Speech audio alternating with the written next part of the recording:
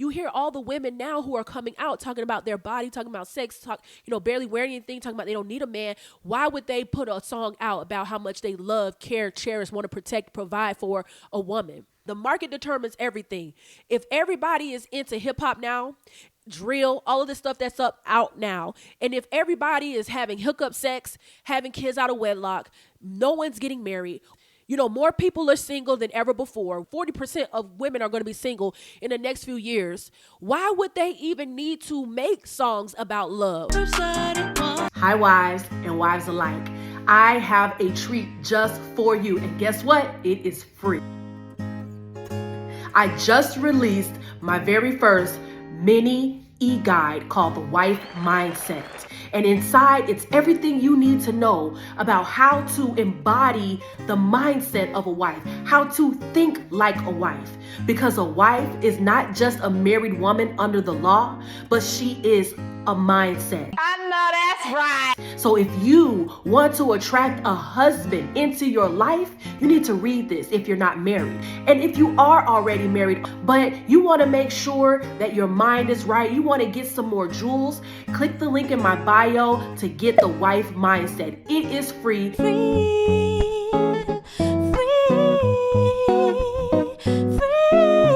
It is mini, a quick read, and also let me know what you think about it when you read it. I would love your feedback.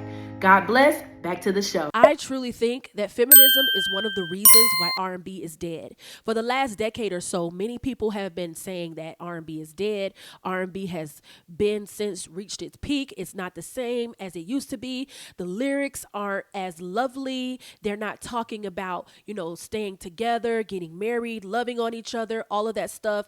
It's just not the same. They're not singing the same, etc. Ever since the 2000s, R&B has just went straight to hell, and it's been rejuvenated, and by rejuvenated, it's been reincarnated into a Frankenstein monster of what looks like R&B, but it's like a dead corpse of R&B. Is it just me, or the male R&B isn't like it used to be? During a recent appearance on Gilly and Wallow's $1 Million Worth of Game podcast, Chris Brown spoke on the current state of R&B, claiming that the genre has become stagnant in the wake of rap's ubiquity. Do it seem like it's not a lot of R&B out there no more? It's obsolete in the fact of it being primary, meaning like you used to listen to the radio and they had an R&B day, or you had a section that just played, okay, I know I'm gonna hear 7 R&B songs before, you know what I'm saying? And not to take anything away, hip hop has just been dominating. But I feel like, not to sound lame when I say this,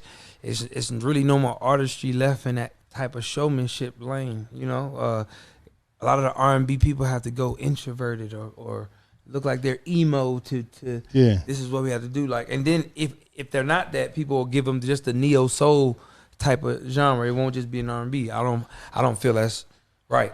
You know what I'm saying? But I feel like there's a scarcity of confident males that can sing. Now, for me, I think number one, the reason why R&B isn't the same is because Black people aren't going to church like they used to. And the root to me of R&B is definitely the church. But that's another conversation. But that's neither here nor there.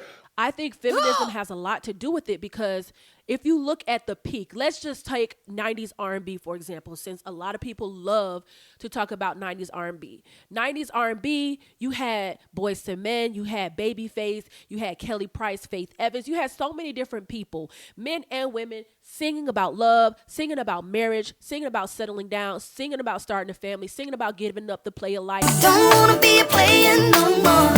All of that. When you think of the core theme of R&B, rhythm and blues, it has always been about love. And of course, there were heartbreak songs, but I would say there were more songs about commitment, about marriage, about love, finding the right one. And now it's definitely changed, but I'm going to tell you why I think it's because of feminism.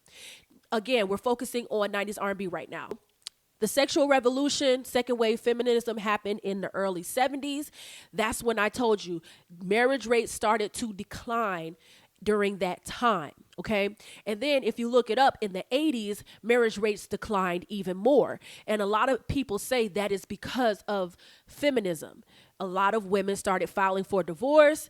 They felt like they could do better all by themselves. And feminism is one of the reasons that many people believe in the 80s the divorce rate was high. But if you look in the 90s, the marriage rates actually started going back up.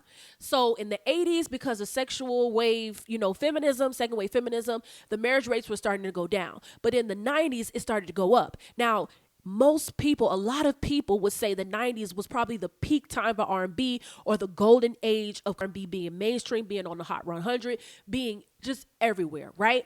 And you may be right. I mean, think of all the love songs that were coming out right at that point. I'll Make Love to You. That song is still played at wedding receptions and wedding halls till this day. I'll make love to you like you want me to. For those who are getting married. I mean, so many different songs, and the songs were loving. The songs were about love. The songs were about commitment. The songs were about romance. A lot of them were. So loving my baby, and it means so much to me. There's nothing more precious than to raise a family. Said I wanna be, said I wanna be strong together for And so if you look at the marriage rates, though, the marriage rates were higher in the 90s. They started to go back up. So you had a place for love songs. You had many people coupling up. So it makes sense that during the 90s, R&B was doing well because marriage rates were doing well. Right? People were in love. People wanted to celebrate their love. What better way to celebrate your love with a song, with music? But then if you look at the turn of the 2000s, probably like 2004, whatever, think about this. Marriage rates today are the lowest they have ever been, ever.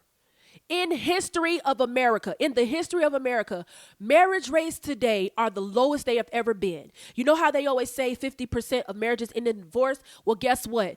That doesn't even matter anymore. I don't even know why they bring that stat up on certain shows, because no one is getting married anymore. So the divorce rate, if you look it up, the divorce rate is pretty the same. It hasn't changed. It's just stagnant. It's not more divorces that are happening. It's less because no one is getting married to even think about getting a divorce. Okay. So in U.S. history, the marriage rate is the lowest it has ever been. There are more people, especially in the millennial generation, more people that are unmarried now than ever before. And I believe, as I've said many times, feminism has something to do with that. And this is across all socioeconomic levels. This is across all races of women and men, not just black women, but marriage for everyone is low. It just so happens that when it comes to black women, it's the lowest.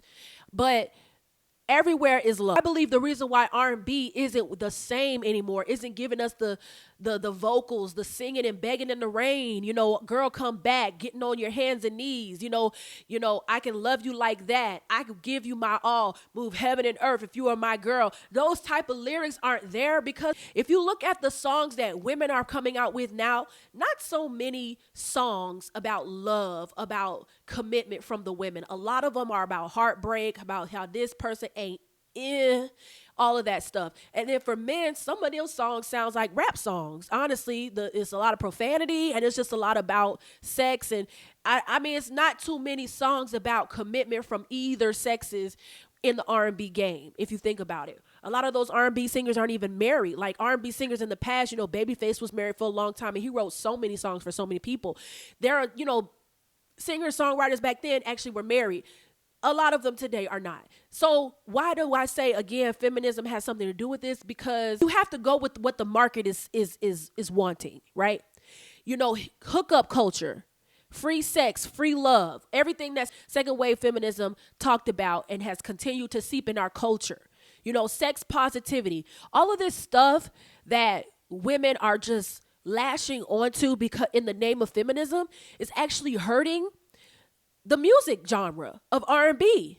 Why would they put out all these love songs about, baby, let's get married, like Jagged Edge and all? Why would they do that when, number one, no one's getting married, lowest rates of marriage ever in U.S. history, Everyone is giving sex for free, hookup culture, hookup sex. People are having kids out of wedlock. What incentive do the market for R&B have to put out love songs?